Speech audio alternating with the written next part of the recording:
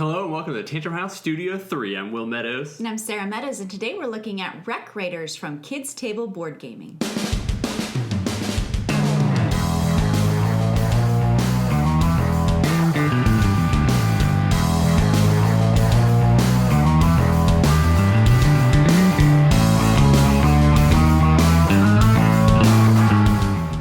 Wreck Raiders is a 2 to 4 player set collection and worker placement game that has players diving deep into some sunken wreckage in order to try to bring back treasure. It's designed by Josh Capel and Tim Brown, and it's illustrated by Apolline Etienne. It's coming to Kickstarter soon, so let's take a look at the prototype components now. At the beginning of the game, players are given meeples and a player board with a display case and vault to hold all the treasures they bring back from the wreckage. The dice are rolled into the tide pool, and if any land on a bobble, that bonus item will be gained when choosing that die. On their turn, players will choose one die from the pool, then place a diver on either a wreckage spot or beach location with that corresponding number, and gain baubles or treasure from that spot. If in the wreckage, the divers on either side of them will also gain a piece of treasure.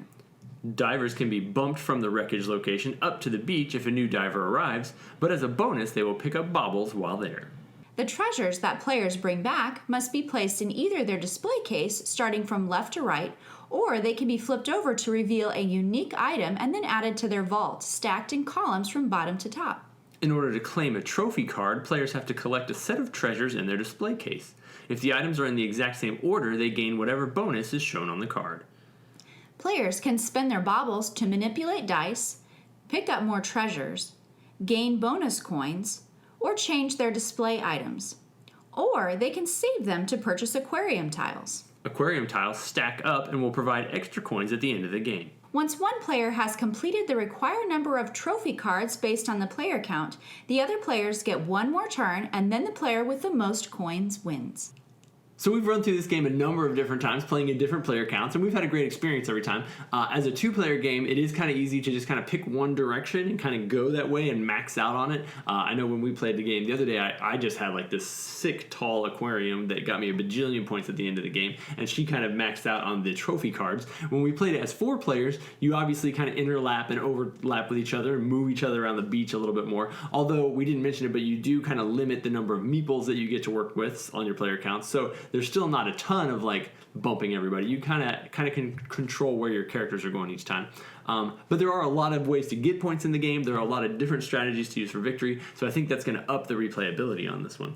Yeah, I did find it feeling a little different as far as planning out your turns go for 2 players because you still use 5 dice even with 2 players. So I can plan ahead a little bit like, oh, he's only going to use one of these numbers, which one of them. With 4 players, almost all the dice are going to be used or probably will be used unless you were the first one to choose. So there's not really a lot of planning you can do when it's not your turn because you really don't know what's going to come up on the dice. I do like the artwork on this one. It's got great illustrations.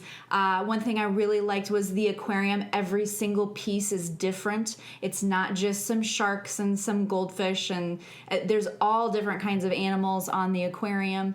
And I also like that this is a step up from most of their other games that they've published, like Food Fighters and Problem Picnic. It's more towards a gamer family type of game. There is no words on the card, so if you have younger kids who can't read, they can probably still pick this one up if they're good at gaming, but it would appeal to heavier gamers as well. Yeah, it's a good medium weight game. I enjoyed the box art a lot. This is obviously a prototype that we're looking at. I'm curious to see what the final components look like. I was a little disappointed that it was just meeples that we were moving around. I think those should be like cool diver meeples, and I think that might end up being like a stretch goal or something, so definitely keep an eye on that. Same with some of the components. I think they could be, more custom cut shapes and things like that. It would make it a little more fun. I think if they hit, a bigger goal, it wouldn't surprise me at all if those make it into the game. But we had a lot of fun with it. If it sounds like something that you would enjoy, check it out on Kickstarter now. And then be sure to subscribe to our channel. We always enjoy having you guys around, and we'd love to see us grow together as a group and keep putting out more great reviews all the time.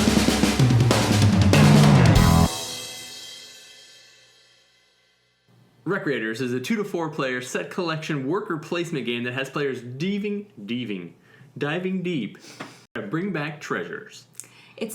I'm sorry. And I got a lot of points off of that. She kind of went for the the display, cards, the display case with the those things. Yeah, let's start over. One more time. You don't need to read or have language problems with any of it, so that's not the right term. Really. Language All those dependency. are language problems. Sorry. Don't put that in the outtakes. It'll make it in the outtakes for sure.